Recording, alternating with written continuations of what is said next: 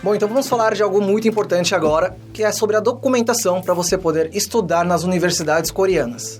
É claro que pode variar de universidade para universidade. Os nossos convidados aqui eles vão explicar como funcionou no caso deles. A gente pode começar por você, né, Eli? Como é que foi essa questão de documentação para você poder ingressar no curso de línguas? No meu caso, o preparo para a documentação não foi muito complicado. Eles cobram alguns documentos que são o certificado de conclusão do ensino médio, um certificado de intenção de estudo, ou seja, por que você quer fazer esse intercâmbio, né? Por que você quer ingressar no Instituto de Línguas, e um certificado do banco, né? Que é um extrato do banco, que vai comprovar a sua estabilidade financeira até a conclusão do curso. No seu caso, Bruno, como é que foi a questão da documentação? Foi muito diferente da que o Eli falou? Foi um pouco diferente, sim. Quando você vai fazer graduação ou mestrado ou doutorado, além do que o Eli comentou, você também vai precisar de cartas de recomendação. Isso é um item essencial na hora de ser escolhido para estudar na Coreia. Além disso, as cartas de recomendação também vão te ajudar para obter bolsas de estudo. Depois das cartas de recomendação, o seu histórico escolar é muito importante. Os coreanos dão muito valor para as notas que você teve ao longo dos seus estudos. E um diferencial para você conseguir estudar na Coreia é já ter algum projeto de iniciação científica ou ter participado de feiras de ciências aqui no Brasil. Isso é levado em conta como atividades extracurriculares de grande importância. O que seria, para o pessoal que não entendeu muito bem, essa carta de recomendação? Então, o que é uma carta de recomendação?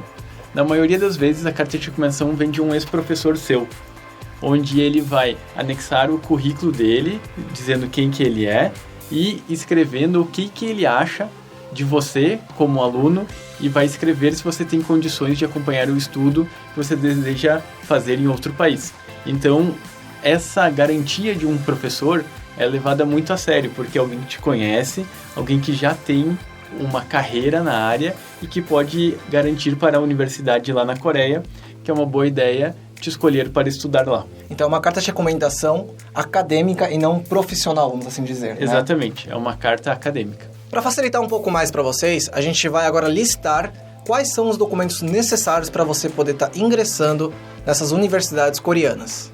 Os documentos necessários são formulário de inscrição, carta de autoapresentação e plano de estudo, carta de recomendação, histórico escolar e certificado de conclusão de curso, cópia do passaporte, certificados de qualificação em coreano ou inglês, portfólio, vídeo e outros para candidatos de cursos de artes e educação física, documentos que provem sua estabilidade financeira, que podem ser extrato de conta corrente, saldo do candidato ou de seu responsável, certificado monetário do valor equivalente ou maior que as despesas anuais médias de matrícula e de custo de vida, certificado de pagamento de IPTU, e também um formulário em que você se compromete em suportar e honrar as despesas de estudo. Todos esses documentos que nós citamos agora, elas servem para a questão de graduação. No caso de mestrado ou doutorado, eles podem te pedir também o plano de estudos, mas aqui nós recomendamos que você pesquise no site de cada universidade, pois pode haver algumas variações nas documentações. Quando você foi aprovado para fazer o intercâmbio lá na Coreia, como foi a sua preparação antes de ir para a Coreia? Legal. Então, quando eu fui aprovado, eu não sabia nada ainda sobre a Coreia. Eu tinha informação sobre a universidade, sobre que era uma escola muito boa, mas eu conhecia muito pouco sobre o país, sobre a cultura e tudo mais. Então eu fui procurar na internet mais sobre a cultura coreana. Claro que a gente já chega direto no K-pop ou nos produtos coreanos, mas eu tentei aprender um pouco mais. Inclusive, tentar aprender um pouco mais sobre a língua. O que no meu caso não deu muito certo no primeiro momento, mas eu acredito que o Eli foi um pouco diferente, não foi, Eli? Isso, Bruno. No meu caso, eu já tinha um relacionamento maior com a cultura coreana desde muito jovem, né? Eu já tinha interesse. Então, para mim, foi mais fácil achar essas informações culturais, né? Mas um preparo importante que eu fiz foi esse preparo que você disse sobre a língua. Estudar um pouco de coreano para poder me virar no dia a dia. Acho que foi esse o maior preparo que eu fiz antes de entrar no avião e chegar na Coreia. Então, no meu caso, essa parte que o Eli falou sobre entrar no avião é engraçado porque, como eu comentei, eu não consegui aprender nada, né? Então, chegando lá na Coreia, eu tinha recebido um manual da universidade sobre como fazer para chegar até Daejeon. Porque Daejeon fica no meio do país. Então, você chega no aeroporto, que fica perto de Seoul. O aeroporto fica em Incheon. E aí, eu precisava chegar até Daejeon.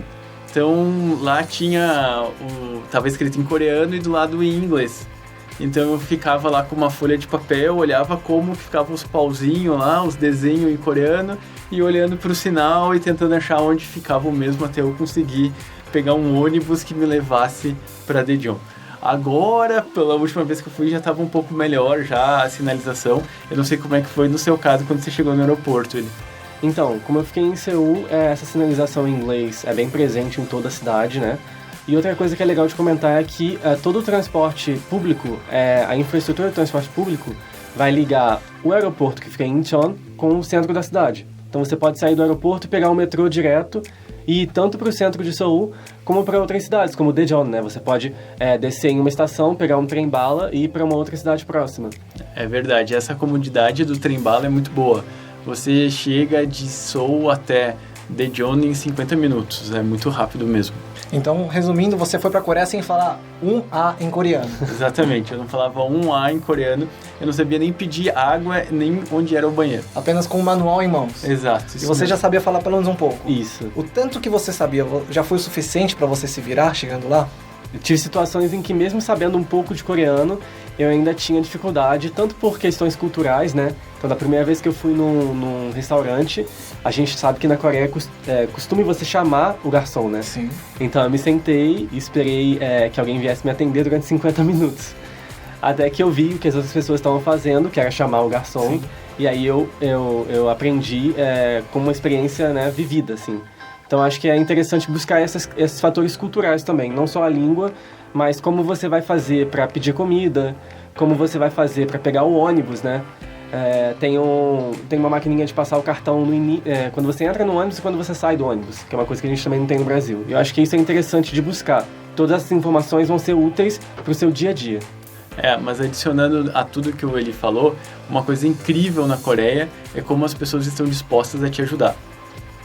Já aconteceu comigo de eu pedir ajuda para um senhor que ele não falava nenhuma palavra em inglês, ele só fez sinal, espera, e aí ele foi atrás de achar alguém que conseguisse falar inglês para me ajudar e se comunicar. Então é incrível como eles ajudam o tempo todo, você não vai passar por dificuldades.